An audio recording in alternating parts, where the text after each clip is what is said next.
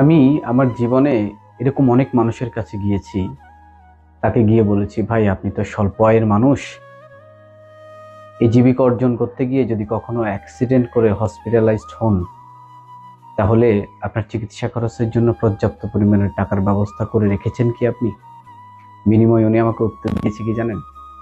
যে ভাই এগুলো নিয়ে আপনাকে টেনশন করতে হবে না, আর আমি অ্যাক্সিডেন্ট নাও করতে পারি, আর যখন করি তখন দেখা যাবে।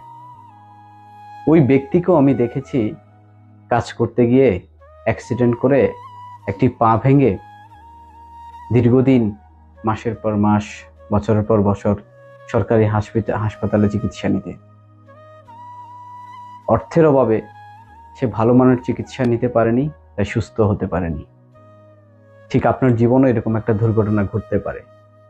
আপনি অটোরিকশায় চড়তে গিয়ে অ্যাক্সিডেন্ট করতে পারেন, মোটরসাইকেলে চড়তে গিয়ে অ্যাক্সিডেন্ট করতে পারেন, সিএনজিতে বা বাসে চড়তে গিয়ে অ্যাক্সিডেন্ট করতে পারেন, অথবা রাস্তায় হাঁটতেছেন, যে কোনো মুহূর্তে অ্যাক্সিডেন্ট করতে পারেন।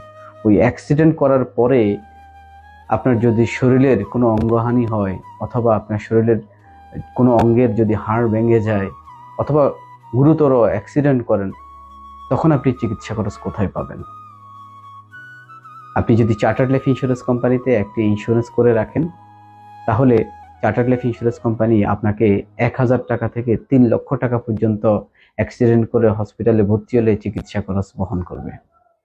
আপনাদের সবার উচিত আপনার এই সুসময়ে একটি স্বাস্থ্য বীমা করে রাখা, যে স্বাস্থ্য বীমার মাধ্যমে আপনি কখনো কখনো অ্যাক্সিডেন্ট যদি করেন, তাহলে আপনি কোম্পানি থেকে 3 লক্ষ টাকা পর্যন্ত বীমা দাবি করতে পারেন।